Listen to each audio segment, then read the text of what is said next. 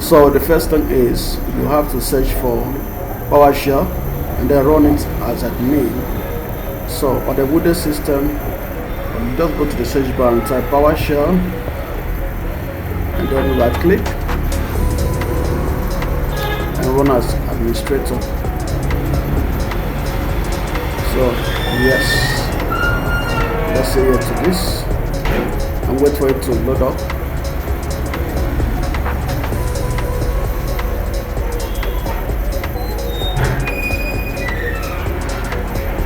Okay, it's getting ready.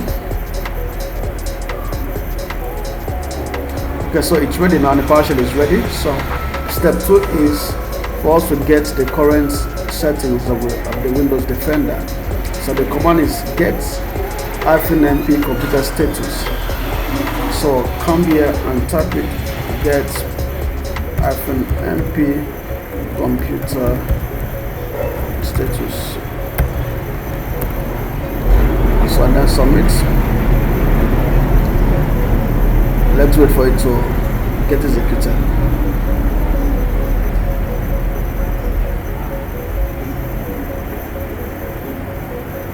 Now this bit depends on the configurations of your system. So you can see that the settings are loaded. Now I can see the current engine. The engine version is 1.1.2 4090.11.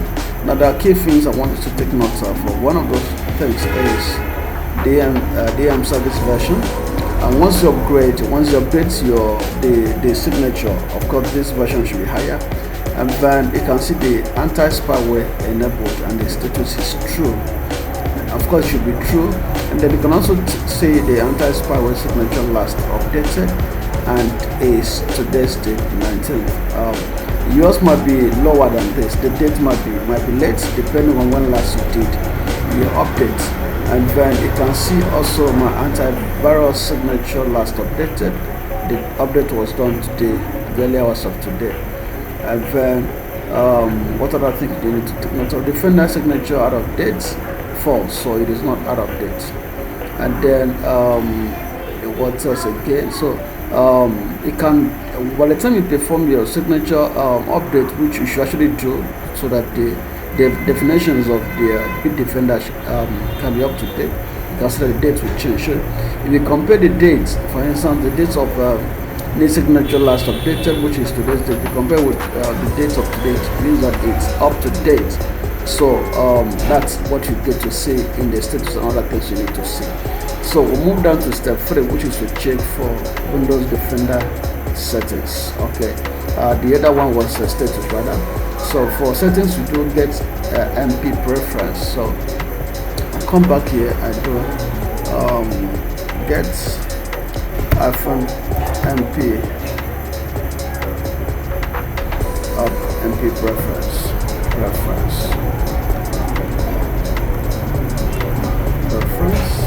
and then I send. So this shows us the status. Shows the settings that your Windows might be running with. You can see mine here. You can see now. The good thing is that all of the settings can be modified. The ones that are supposed to be true should be true. The ones that are supposed to be false should be false. So you can just leave everything default. Windows actually allows default to work for you, as if you know what you're doing. Okay, so that's about the settings for you to get to see. And then what is of importance to you here is step 4, where you have to update the Defender definitions. Use the command update MP signature. MP is Microsoft protection. So I'm going to do update -MP signature, and then we'll send. Now this is going to take some time depending on the speed of the internet, that's the bandwidth you're running with. Okay, and when last you did the update, so it can be fast, it can be slow depending on like I said, the browser speed, the Windows is running at that time. So you have to wait for this to finish updating before you continue with other steps. But as it is, I'm not going to wait. I'm just going to move to the next step, step 5. So I just assume that this update is completed. So I'm going to write a new PowerShell environment. I'll write different instance of PowerShell. For you don't need to do that because you have to wait for the update to finish. So it's like it has finished. Oh, okay, my update is finished. I don't need to write a different one. Yes. So yours might be longer. And then so go to step 5, which is to run different types of scans. Now, these are the different types of scans that you can run. You can run a quick scan. You can do quick scan. You can do full scan. You can do custom scan. So I'm going to do quick scan. So I'll just do the command start -mp scan space -scan type space then a scan type, quick scan in this case, and then I'm going to send. So you have to make sure that your Windows is connected to the internet. So the scan has started. You can see here starts scan. You can see 0 of 1 completed. Microsoft Defender Antivirus is scanning your device. This might take some time depending on the type of scan selected. So the type of selected is quick scan. So you have to be patient until the scan is complete. So when your scan is completed, then you can do the command on step 6. So I'm not going to wait for this to finish. I'm just going to let me do a different instance of PowerShell now. Already finished instance. So let me wait for it to come up. Yes.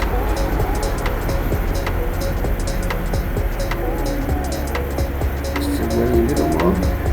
Yes, it's ready. So I'm going to run this to get the once the scan has finished performing the task. It's supposed to list how the detected threats your system may have. So you can now use this command to get to see which files were affected and stuff like that. Whether there are malicious programs, we have Trojan horse or any kind of malicious code running somewhere.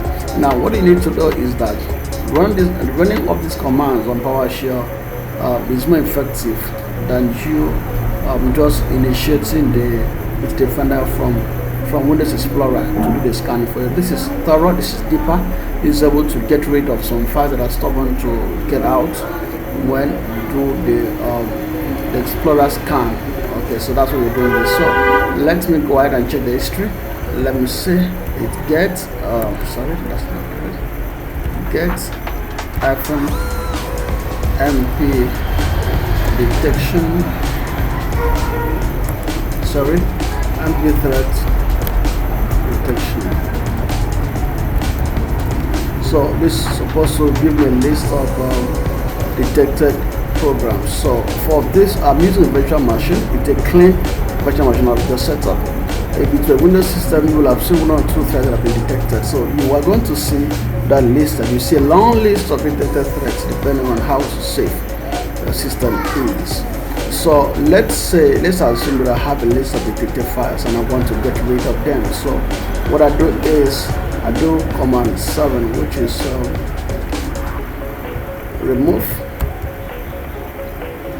-mp threat, and then send it's going to get rid of all the detected threats. So once that is done, then I can go ahead and reboot my system. So that's pretty what you need to do to get your system safe, so you get rid of malicious programs that you may have somehow gotten from the web or from the use of your pen drive or external devices that can get to your system. Like I said earlier, now this method is more effective than you just going straight to Windows Defender and then scanning your system. There are some stubborn files that cannot get out. This one also has the power to go to the registry to see if there are some auto-run programs or files that have the potential to harm your system. So it's going to get rid of them as much as possible, so that the system can be safe for you to use. So thank you for listening, and for watching. Please subscribe and share this video, and then go ahead. Thank you.